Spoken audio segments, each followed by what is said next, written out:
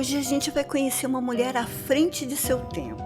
Só que para fazer coisa errada. Seu apelido não é Lady Barba Azul à toa, e vocês vão ver como ela conseguiu durante anos ganhar muito dinheiro de uma maneira muito, mas muito macabra. Eu sou a Fernanda e você está no Não Fale com Estranhos.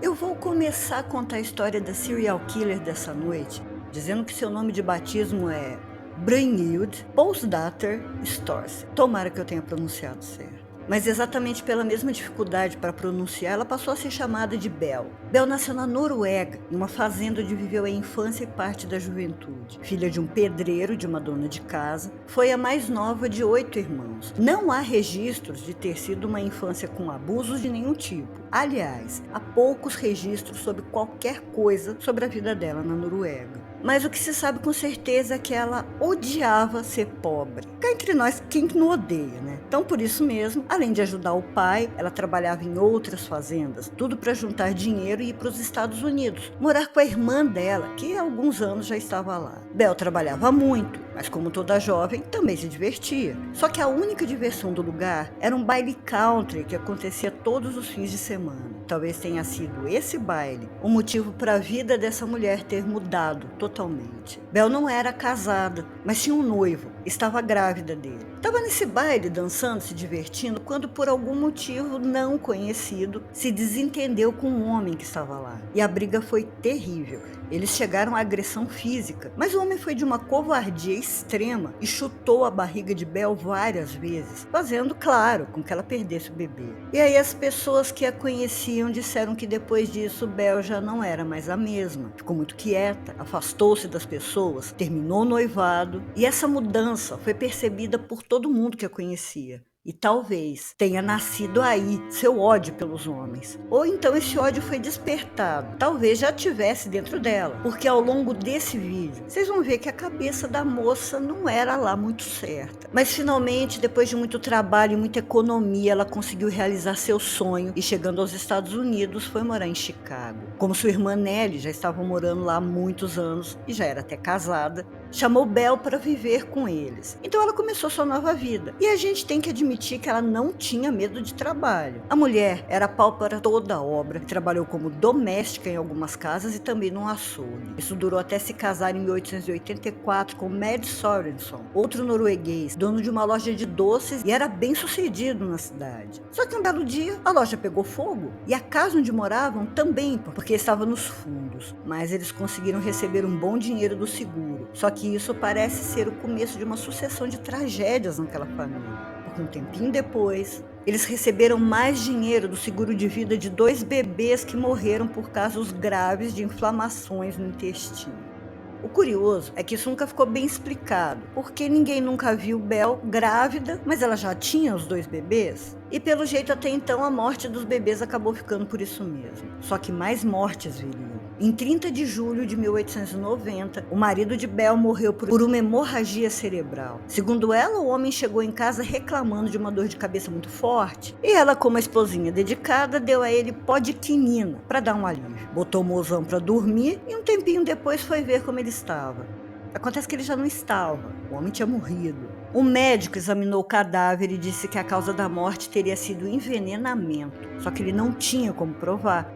Principalmente porque não tinha nenhum suspeito. Ele não tinha nenhum suspeito, porque a família do marido tinha, e era a Bel. Chegaram até a denunciá-la, mas ainda não havia nenhuma prova contra ela, e a denúncia não foi para frente. E vejam só que coincidência, o homem tinha em seu nome 2 apólices de seguro de vida bem gordinhas, e a beneficiária única era a Bel. Com $5.000 que recebeu, se mudou para LaPorte, em Indiana, levando as 3 filhas do casal e comprou uma fazenda. E aí a vida de fazendeira seguia de vento e popa, mas Bel estava com seu coração vazio, clamando por amor. Então ela se casou com Peter Guns em 1902. O recém-casado mudou para a fazenda com suas 2 filhas, mas só uma semana depois, e a mais nova morreu. Peter tinha ido para uma curta viagem, deixando a menina sob os cuidados de Belle, mas quando voltou, a encontrou morta. Belle disse que a enteada tinha passado mal e morrido em pouco tempo, sem nem mesmo poder chamar um médico. E parecia que o infortúnio perseguia mesmo a pobre Belle, porque 8 meses depois, Peter, o marido, morreu por traumatismo craniano. Belle disse que ele teria subido em algum móvel para alcançar uma coisa no topo da estante e um moedor de carne caiu em cima dele. Ou o moedor era pesado demais, ou o Peter tinha um coco muito frágil. Mas enfim, foi essa a explicação da viúva que levou $3.000 do seguro de vida dele. Belle Guns, uma mulher distinta e trabalhadora, e todo mundo acreditou, menos a filha adolescente de Peter, Jeannie. Ela denunciou a madrasta, contou os motivos que a levavam a essa desconfiança e uma investigação foi aberta. Mas Belle estava grávida, se mostrou muito abalada durante o interrogatório, acabou comovendo o júri que decidiu deixar a acusação para lá. De alguma maneira ela também convenceu a menina a mudar seu depoimento e o caso foi encerrado. Depois disso, Jeannie foi mandada para um colégio interno e nunca mais se soube nada sobre ela. Nessa época, outro homem entrou na vida de Belle, Raylan Fair. Ele foi trabalhar na fazenda para ajudá-la e com o tempo se mostrou muito dedicado ao trabalho e principalmente a ela. Isso de um motivo. Ray estava apaixonado, com os 4 pneuzinhos arriados por causa dela e acabou se tornando um aliado muito fiel. Justamente por isso ela acabou dando corda e mantinha um caso com ele. Mas ele era só um trabalhador, não tinha nenhuma fortuna e o jeito então era continuar procurando por pretendentes ricos. E foi o que ela fez. Belle começou a colocar anúncios em jornais, em busca de homens ricos que quisessem unir as fortunas à dela.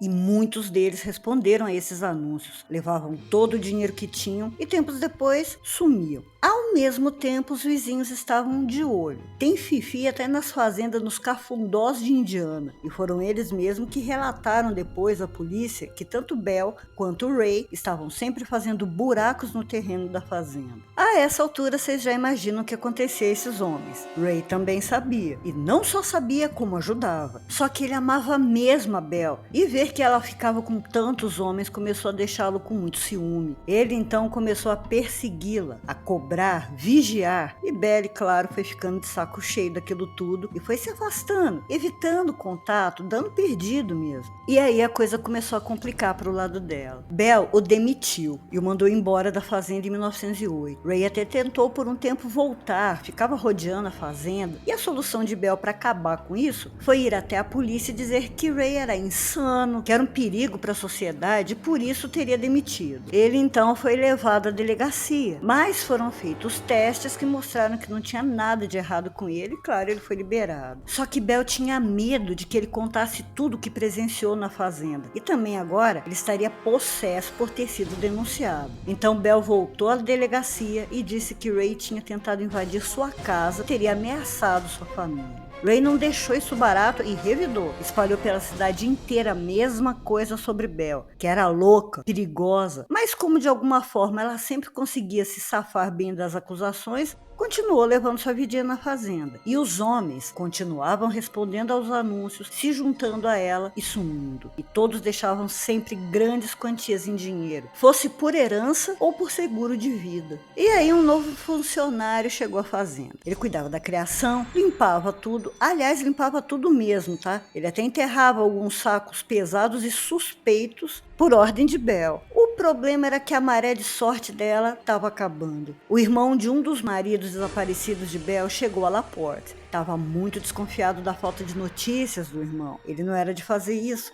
não era de sumir, sempre mandava cartas e quando as cartas pararam de chegar, um sinal de alerta acendeu. O que Belle não sabia era que esse homem que desapareceu se comunicava com o irmão e nas cartas havia o endereço da fazenda e levou o homem direto para lá falar com ela e assim saber notícias do irmão. E ele também nunca mais foi visto. Enquanto isso, Ray continuava tentando alertar as autoridades e aos moradores sobre Bell Guns e ameaçava de contar tudo o que sabia. Em uma dessas conversas assim, de repente, Bell disse a ele que queria uma trégua, que ele poderia voltar e que estava tudo bem, que deveriam esquecer tudo. O tontão não resistiu aos encantos da norueguesa e aceitou. Já no dia seguinte voltou à fazenda, dessa vez não como um empregado, mas como o namorado da dona. Bell então pediu a ele que fosse até a cidade e contratasse uma mulher para ajudá-la a cuidar de casa e das crianças. Estava oferecendo um bom salário e também moradia. Ele voltou algumas horas depois com uma camareira jovem que começou a trabalhar logo em seguida. E apesar dos dois terem reatado o namorico, Ray não estava mais morando na fazenda. E com certeza foi essa a grande sorte dele. 3 dias depois, o empregado de Bell acordou no meio da madrugada com a casa principal pegando fogo. Já estava quase toda tomada pelas chamas. Ele tentou ajudar, correu pedindo socorro, mas quando voltou com os bombeiros, já era tarde demais. As 3 filhas de Bell estavam mortas ao lado do cadáver dela, sem a cabeça. A moça contratada provavelmente fugiu, porque o corpo não estava em lugar nenhum. Como tempos antes, Ray tinha sido acusado de ameaçar Bell e sua família, era ele mesmo o principal suspeito de ter incendiado a casa. Então ele foi preso, negou as acusações e aí começou a contar tudo o que sabia, tudo o que Bell fez e o que ele tinha ajudado a fazer.